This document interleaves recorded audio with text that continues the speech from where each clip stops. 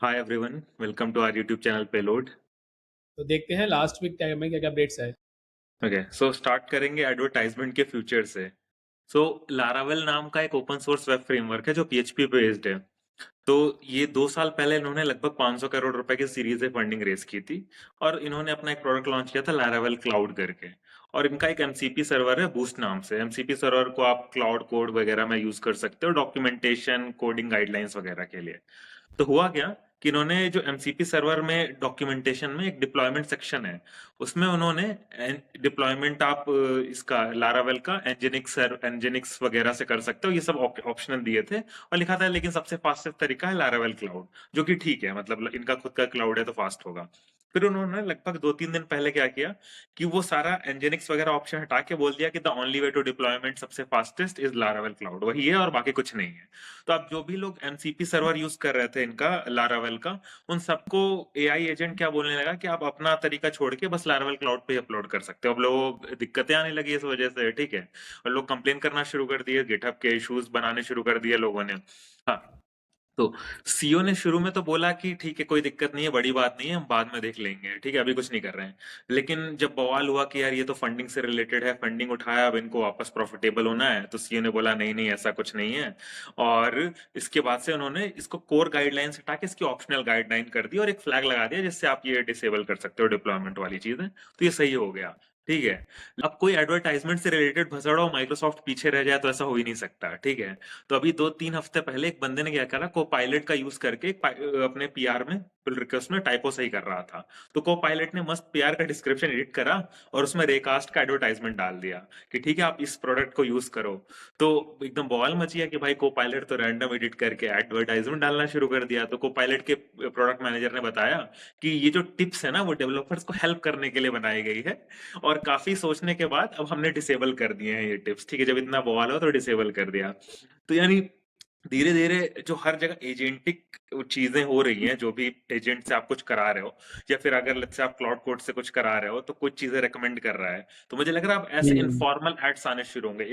1 साल 2 साल down the line में भी एक एडवर्टाइजमेंट वाला प्लान हो जहां पे आपको क्लाउड वही लाइब्रेरीज रिकमेंड करे जिसका एडवर्टाइजमेंट हो रहा हो, ठीक है। तो मे बी हाँ, फ्यूचर बट में एक क्लाउड ने तो आई थिंक बोला हुआ है राइट कि वो ऐसा कुछ अभी एडवर्टाइजमेंट नहीं करेंगे, क्योंकि ओपन एआई ने किया था, इतना मजाक उड़ाया था।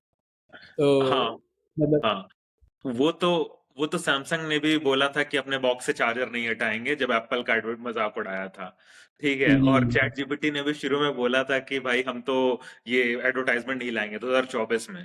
तो I mean you can not count on corporations, ठीक है। तो आई फंडिंग थिंक नहीं होगी, फ्यूचर, पैसे पैसे नहीं होंगे तो ऐड ही करने पड़ेगा इनको, पैसे हाँ कमाने तो के लिए। मतलब तो फ्यूचर में मे बी हमें ऐसा दिखेगा कि हमें एजेंटिक एड ब्लॉकिंग या ऐसा कुछ शायद इंट्रोड्यूस हो जाए may be. Okay, yes. Nice. तो मूविंग टू नेक्स्ट न्यूज। तो अभी क्या हुआ, लाइक गिटहब गिटहब ने एक बग डिस्कवर किया उनके रेट लिमिटिंग सिस्टम में। तो वो क्या हो रहा था, जैसे कि उनका गिटहब कोपायलट है राइट, तो उसमें वो लोग टोकन बेस्ड प्राइसिंग करते हैं राइट, कि आपका अगर इतना टोकन यूज हो रहा है तो आपकी इतनी प्राइसिंग है, उस बेसिस पर प्राइसिंग होती है। तो अभी क्या हुआ कि क्लॉड का जो ओपस 4.6 था और इवन जीपीटी का 5.4 था, वो उन्होंने उन मॉडल्स के लिए समहाउ टोकन्स अंडर काउंट हो रहे थे, क्योंकि वो जो मॉडल्स हैं उनकी रिक्वेस्ट काफी इंफ्रास्ट्रक्चर ले रही है, लाइक सेम रिक्वेस्ट जो तुम्हारे पुराने मॉडल्स कम इंफ्रा यूज कर रहे थे, बट ये वाले मॉडल्स की जो रिक्वेस्ट जा रही है वो काफी इंफ्रा यूज कर रहे हैं, तो उनकी प्राइसिंग पूरी गड़बड़ा गई। तो हुआ क्या कि जब उन्होंने ये देखा कि अरे भाई इन मॉडल्स के लिए तो हमारे ये जो तुम्हारा रेट लिमिटिंग है वो सही से काम नहीं कर रही है, हम अंडर काउंट कर रहे हैं, तो उन्होंने इसके लिए बग फिक्स किए। तो अब उन्होंने बग फिक्स किए तो अचानक से सारे यूजर्स के लिए लिमिट बहुत टाइट हो गई। लाइक पहले वो अलाउ कर रहे थे काफी ज्यादा टोकन्स, पर फिर अचानक से काफी ज्यादा रोक दिया। तो उससे क्या हुआ कि जो लोग ऑलरेडी काफी काम कर रहे थे, लाइक गिटहब कोपैड को काफी यूज कर रहे थे और बाकी सारे मॉडल्स को यूज कर रहे थे 4.6 से, तो उनके अचानक से वर्क फ्लो सारे टूट गए। सो लेट्स से क्या होता है, जब आप कुछ काम देते हो तो मल्टीपल एजेंट्स स्पिन अप होते हैं, मल्टीपल एजेंट्स काम करते हैं राइट, और अचानक से अगर रुक जाते हैं तो उनके पास कोई रिकवरी पाथ नहीं है कि भाई कैसे अब वो रोल बैक करें या फिर कैसे वहां से रिकंटिन्यू करें दोबारा से प्रॉम्प्ट देके राइट। तो कोई कोई भी रिकवरी पाथ नहीं था, कुछ भी नहीं था। इवन जब यूजर ट्राई कर रहा था दोबारा से प्रॉम्प्ट देने का, तो बहुत सारे लोगों को आ रहा था लाइक 181 आवर्स बाद रिट्राई करो या एक हफ्ते बाद रिट्राई करो, तो काफी लंबे लंबे रिट्राई आ रहे थे। तो फिर ये सारी कंप्लेंट देख के फिर उन्होंने आई थिंक कुछ टाइम के लिए कुछ सिग्निफिकेंट प्राइसिंग मॉडल्स पे उन्होंने लिमिट बढ़ाई और बाद में रिजॉल्व किया। तो ये सेम आपके कैपेसिटी इश्यूज एंथ्रोपिक को भी आए थे आई थिंक कुछ टाइम पहले, जहाँ पे उन्होंने ये अ, ये बोला था कि अगर आप नॉन पीक आवर्स में यूज करोगे आप अपना क्लॉड, तो कुछ बेनिफिट मिलेगा, लाइक आप ज्यादा टोकन्स यूज कर पाओगे, ज्यादा परफॉर्मेंस मिल पाएगी उन टोकन से। तो मोटा मोटी ये समझ में आ रहा है कि ये अभी भी प्राइसिंग एग्जैक्टली फिगर आउट नहीं हुई है कि किस बेस प्राइस से करना है, क्योंकि पहले क्या हो रहा था कि टोकन बेस्ड प्राइसिंग कर रहे थे, भाई टोकन इतना आ रहा है, इतना टोकन आ रहा है, तो उस पर प्राइसिंग कर रहे हैं। बट ये थोड़ा अलग है, लाइक इंफ्रा में एक्चुअली कितना कंप्यूट पड़ रहा है सेम टोकन का can very depending on the model. तो ये एक इंसाइट थी कि भाई प्राइसिंग इतनी सिंपल नहीं है जितना लग रहा है, हर मॉडल्स के लिए it can be different. WordPress का सबने नाम सुना होगा। वर्डप्रेस को ब्लॉग वेबसाइट वगैरह पब्लिश करने के लिए यूज करते हैं, ओपन सोर्स है। लगभग 24 साल होने वाले हैं इसको। और बोलते हैं कि 43% ऑफ द इंटरनेट वर्डप्रेस पे वेबसाइट बनी हुई है। 43% तो बहुत ज्यादा चलता है, ठीक है। भाई साहब। तो अभी पिछले साल किसी ने 30 वर्डप्रेस में प्लगइन होते हैं, छोटे छोटे आप फीचर ऐड कर सकते हो, जैसे काउंटडाउन टाइमर, पोमोडोरो टाइमर, या फिर मे बी कमेंट्स, कुछ भी ये सब ऐड करना है तो आप प्लगइन्स ऐड कर सकते हो। तो किसी ने पिछले साल लगभग 30 वर्डप्रेस के प्लगइन्स खरीद लिए। वो खरीदने के बाद सबसे पहला कमिट में क्या किया, सबसे पहले कमिट में उसने बैकडोर डाल दिया, मलिशियस कुछ डाल दिया, ठीक है। और लेकिन वो डीएक्टिवेटेड रखा उसको, और 8 महीने तक वो सब्र से शांति से इंतजार करता रहा। और जब सब लोगों ने वो प्लगइन के नए वर्जन को अपडेट कर लिया, बैकडोर वाले, अब उसने वो हाँ। कमिट एक्टिवेट कर दिया, ठीक है। 5 अप्रैल को एक्टिवेट किया। तो अब ये कमिट करता क्या है, ये जो मैलवेयर है ये आपके एक फाइल डाउनलोड करता है उनके सर्वर से, और आपकी साइट में इंजेक्ट कर देता है। पर इससे कुछ साइट में कुछ चेंज नहीं आता है। आपकी साइट नॉर्मल यूजर तो सेम दिखेगी, इनफैक्ट आपको भी सेम दिखेगी। लेकिन जब गूगल का क्रॉलर आएगा जो आपके क्रॉल करता है और इंडेक्स करने के लिए सर्च इंजन के लिए, तो उसको क्या है, वो स्पैम लिंक्स दिखेंगे, रिडायरेक्ट दिखेंगे, हिडन पेजेस दिखेंगे। तो आपकी वेबसाइट की रैंकिंग एसईओ में कम हो जाएगी, और जो हिडन लिंक्स है उनकी रैंकिंग ऊंची चली जाएगी, ठीक है। तो और हम्म। आपको पता ही नहीं चलेगा, ठीक है। तो ये इस इनफैक्ट इसमें एक और चीज इसने करी कि ये जो मैलवेयर है, पेलोड है, ये मैलवेयर कहीं एक जगह साइट से नहीं डाउनलोड हो रहा था। ये इसने इथीरियम में स्टोर करके रखा था एज अ स्मार्ट कॉन्ट्रैक्ट। जब वो स्मार्ट कॉन्ट्रैक्ट फुलफिल होगा तो अपने आप वो वेबसाइट ऑन हो जाएगी और उस पे पेलोड, मेलिशियस पेलोड डाउनलोड हो जाएगा। वैसा कुछ किया हुआ था कॉम्प्लिकेटेड तरीके से, ठीक है। तो फिर नाइस। इसके बाद से तुरंत इसने जो वर्डप्रेस वाले हैं उन्होंने ये तुरंत सारे 300 प्लगइन्स डीएक्टिवेट वगैरह कर दिए। बट इस मौके पे चौका मारते हुए क्लाउडफ्लेयर ने क्या करा, उन्होंने एक एम डैश करके एक वर्डप्रेस का अल्टरनेटिव लॉन्च कर दिया। टाइपस्क्रिप्ट में पूरा लिखा हुआ है, और वो लोग बोल रहे हैं कि हम सारे फीचर्स देंगे आपको वर्डप्रेस के, और हमारे प्लगइन्स भी रहेंगे, वो प्लगइन्स सैंडबॉक्स रहेंगे, ठीक है।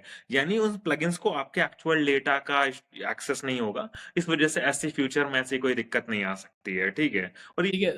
आई थिंक इसके अलावा कुछ लॉन्चेस भी हुए हैं, लाइक हर वीक क्या डेली लॉन्चेस हो रहे हैं, राइट? तो यस, अभी एंथ्रोपिक का। there's a very famous quote is कि 2 months in AI is like 2 years normally, मतलब। हाँ, मतलब डेली से ही कोड पुश कर रहे हैं। हाँ। तो हाँ, तो अभी उनका एंथ्रोपिक का 4.7 आया था, राइट? ओपस 4.7।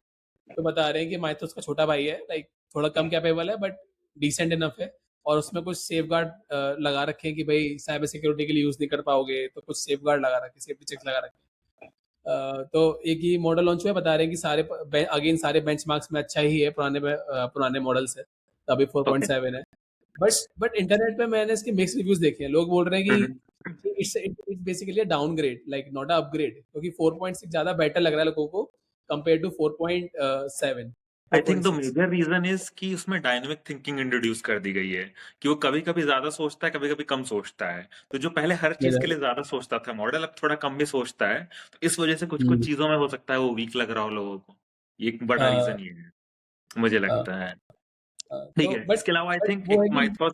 हाँ, सॉरी, प्लीज। हाँ, बट इसमें ये भी है कि लाइक लोग माइथोस का वेट नहीं कर रहे हैं। इवन मैं देख रहा था तो कुछ लोग ओपस 4.6 को आराम से यूज करके एक्सपर्ट बना रहे हैं गूगल क्रोम के, जो काफी कठिन है बनाना। लाइक बट वो ऐसे एक वीक के अंदर कुछ $2000 के अंदर लाइक टोकन स्पेंड करके उन्होंने बना दी गूगल क्रोम के एक्सप्लॉइट कि भाई हम्म। ये वाला एक्सप्लॉइट है, अभी तक इसका पैच नहीं हुआ है, बना दो। तो एंथ्रोपिक का ये मॉडल 4.6 ने बना दिया, काफी बैक एंड फोर्थ करके, लेकिन इवेंचुअली बना दिया था। तो अच्छा। अभी भी लोग मिस यूज तो कर ही रहे हैं। मतलब माइथोस के बना मिसयूज से मुझे याद आया, विकीलीक्स याद है तुझे? जूलियन असांजे ने विकीलीक्स लीक किया था आई थिंक 2011 में। विकीलीक्स का कहना था कि जो यूएस का defence ministry NSA, national security agency, हाँ वो यस दुनिया के सारे लोगों पे स्पाई कर रही है, उनके पास स्पाई सॉफ्टवेयर है। अभी हाँ अगर पिछले महीने क्या करा था, एंथ्रोपिक को यूएस गवर्नमेंट ने सप्लाई चेन रिस्क बोल दिया था कि हाँ, अगर एंथ्रोपिक हाँ आप गवर्नमेंट से रिलेटेड यस हो तो आप एंथ्रोपिक नहीं यूज कर सकते हो। अभी हाँ आज न्यूज आ रही है, एक्चुअली आज या कल ही न्यूज आई है कि एनएसए खुद ही माइथॉस का यूज कर रहा है। एक तरफ उन्होंने माइथॉस के अगेंस्ट क्रिमिनल केस डाल रखा है कि it's a supply chain risk, और इंटरनली 2-3 एम्प्लॉयज ने बोला है कि हम माइथॉस यूज कर रहे हैं ताकि वल्नरेबिलिटी फाइंड करें, मे बी और लोग का हैक करें आईफोन वगैरह। I mean typical NSA stuff. ठीक है, तो अलग चल रहा है इन लोगों का। तो yes, fun nice stuff. So that's all for this week, and we will leave you with the meme of the week